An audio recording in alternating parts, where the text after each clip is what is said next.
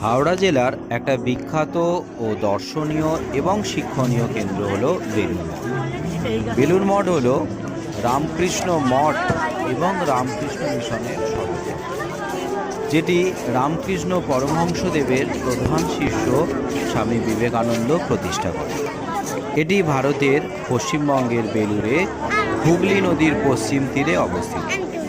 স্বামী বিবেকানন্দ 1898 সালের 9ই ডিসেম্বর বেলুড় মঠ প্রতিষ্ঠা করেছিলেন। তারপর 1935 সালের 16ই মার্চ মন্দিরের ভিত্তিপ্রস্তর স্থাপিত হয়। প্রখ্যাত ইঞ্জিনিয়ার ও শিল্পপতি স্যার রাজেন্দ্রনাথ মুখোপাধ্যায়ের তত্ত্বাবধানে মার্টিন বার্ন অ্যান্ড কোম্পানি এই বিরাট মন্দিরটি নির্মাণ করে।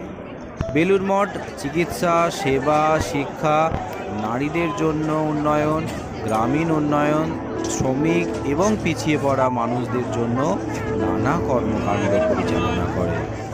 আপনারা কলকাতা থেকে খুব সহজে এখানে আসতে পারেন। হাওড়া স্টেশন থেকে ট্রেনে বেলুড় স্টেশন, তারপর ওখান থেকে টোটোতে মিনিট 10-এর পথ। এখানকার আধ্যাত্মিক পরিমণ্ডল আপনার মনে প্রশান্তি প্রদান করবে। এখানে দুপুরের ভোগ গ্রহণ করতে পারেন। বেলুড় মঠ প্রতিদিন সকাল 6টা 30 মিনিট থেকে 11টা 30 মিনিট ও